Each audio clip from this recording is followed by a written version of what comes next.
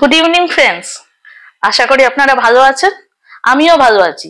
অনেকদিন পরে আপনাদের সঙ্গে দেখা হচ্ছে। আসলে মেয়েদের 2-3 দিন আমি একটু বিজি ছিলাম। আসলে আমার কিছু স্টুডেন্টস এর এক্সাম চলছে, ওই কারণে ওদের নোটস টোটস তৈরি করা নিয়ে একটু বিজি ছিলাম।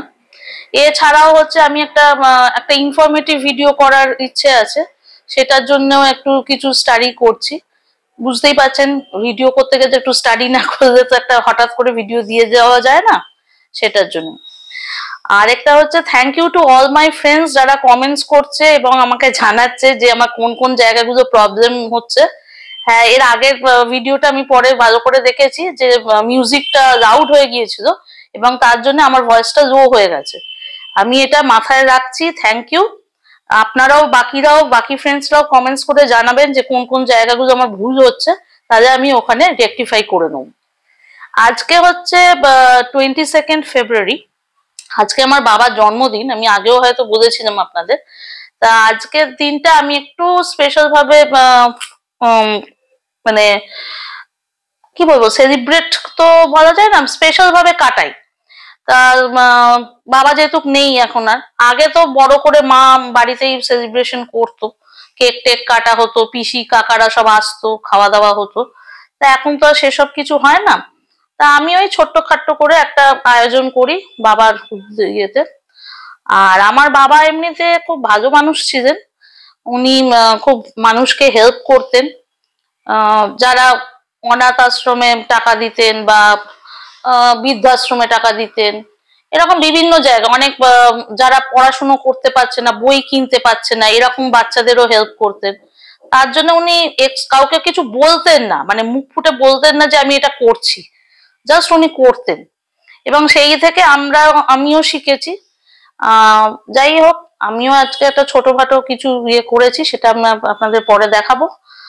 আর আর কি বলবো, বাবাকে খুব মিস করছি, খুবই মিস করছি। বাবা থাকলে আজকের দিনটা ভালোভাবে সেলিব্রেশন করা যেত, তা সেটা তো আর হয়ে উঠছে না। আর বাবা তো আমি বলেইছি আগে যে খুব সাপোর্টিভ মানুষ ছিলেন, আমাকে খুবই সাপোর্ট করেছেন। আজকে যে জায়গায় আমি রয়েছি, মানে যে পড়াশুনো করে যে জায়গাটায় আমি স্টেবল হতে পেরেছি, সেটা বাবার জন্যই। কারণ আমার বাবা সবসময় চাইতেন যে যেটায় তুমি ভালো, মানে যে পড়াশোনায় তুমি ভালো। আমি ইংলিশে ভালো ছিলাম, মানে আমার আর্টস সাবজেক্ট গুলো বেশি ভালো ছিল, অঙ্কেতে আমি একটু ভয় পেতাম। তাই জন্য অঙ্কেতে ভয় পাওয়ার জন্য আমি সায়েন্স সাবজেক্টটা নিতে চাইনি ক্লাস 10-এ। পরে তখন আমার মা কিন্তু এটাতে খুব রাগারাগি করেছিলেন, কারণ আমার মা বাবা সবাই হচ্ছে সায়েন্সের স্টুডেন্ট। তা মা বললেন যে বাবা সায়েন্স না নিলে তো আমার একদম প্রেস্টিজ পাংচার হয়ে যাবে। চারদিকে সবাই আমাদের আত্মীয় স্বজন বেশিরভাগই ডাক্তার ইঞ্জিনিয়ার। তা বাবা বলেছিলেন সবাইকে কি ডাক্তার ইঞ্জিনিয়ার হতে হবে, অন্য লাইনেও তো কেউ একটা দাঁড়াতে পারে। সেটাই আজকে আমি আপনাদের সঙ্গে বললাম। আপনারাও আপনাদের ছেলে মেয়েদের সব দিকেই করার চেষ্টা করবেন, যেদিকে ওরা ভালো। জোর করে তাকে ডাক্তার বা ইঞ্জিনিয়ার করার কোনো দরকার নেই, এটা সেই 3 ইডিয়টস এর মতো ব্যাপারটা হয়ে যাবে। তাই জন্য জোর করে করবেন না, যে যেদিকে ভালো আছে সেই দিকে তাকে হেল্প করার চেষ্টা করবেন। হ্যাঁ, আপনারা তো নিশ্চয়ই জানেন যে আজকে আমার বাবার জন্মদিন। তাই জন্যে আমি কি কি করেছি, ছোট্ট একটা আয়োজন করেছি বাবার জন্য।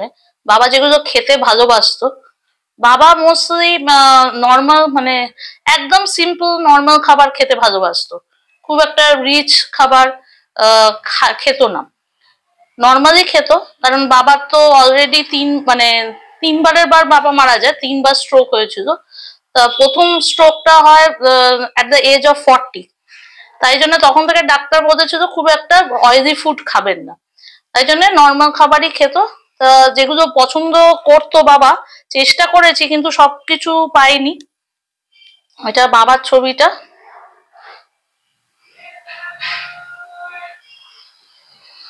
আচ্ছা, এইখানে আমি খাবারটা রেখেছি।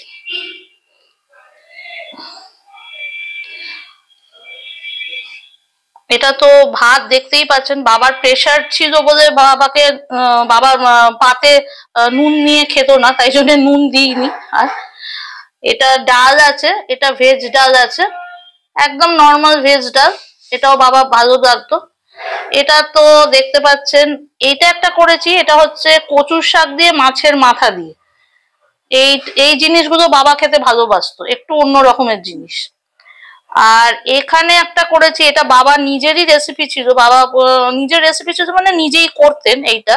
ওই পেঁয়াজ টমেটো এসব দিয়ে একটা ওই যে ভিন্ডি একদম মাখা মাখা মতো সেই জিনিসটা। এইটা এখানে জায়গাটা কম বলে হয়তো এদিক ওদিক ইয়ে হচ্ছে। এটা হচ্ছে রুই মাছ। বাবা যদিও রুই মাছ বা কাতল মাছের চাইতে ছোট মাছ খেতে ভালোবাসতো, কিন্তু আজকে আমি অনেক চেষ্টা করেছি কিন্তু ছোট মাছ পাইনি। তা বাবাকে আরেকদিন কোনোদিন করে খাওয়াবো, দেখি। আর এটা তো পাঁপড় ভাজা, দেখতেই পাচ্ছেন বাবা আমার ছেলের মতো চিপস ফিপস খেত না, পাঁপড় ভাজা খেত বা আলু সেদ্ধ। তা আলু সেদ্ধটা করিনি, পাঁপড় ভাজাই করলো। আর এইটা হচ্ছে বাবা মাংস খুব একটা খেত না লাস্টের দিকে, তা বাবা বলতো যে আমার দাঁতে লাগে, অসুবিধে হয়। তা এটা আমি করতাম কিমার তরকারি, কিমা আলু দিয়ে একদম ছোট ছোট আলু কিমা দিয়ে একটা তরকারি করতাম, সেটা বাবা খেতে ভালোবাসতো, তা সেটা বানিয়েছি। আর এটা হচ্ছে মিষ্টি, যদিও সুগার ছিল কিন্তু শেষের দিকে দেখতাম খুব মিষ্টি খেতে ভালো লাগতো। তা আজকের এইটাই ছোট্ট আয়োজন বাবার জন্মদিনে। বাবার জন্মদিন উপলক্ষে আমি আর শ্রেয়ান একটা ছোট্ট কাজ করেছি, সেটা হচ্ছে একটা অনাথ আশ্রম আছে গ্রিন ভ্যালি আন্ডারে, সেইখানে কিছু খাবার আমরা মানে ওল্ড হোমে কিছু খাবার আমরা ডোনেট করেছি, এইটুকুই করেছি। আশা করি বাবার এটা ভালো লাগবে। এই ছবিগুলো বাবা এবং আমার। Okay, bye, take care, see you in the next blog.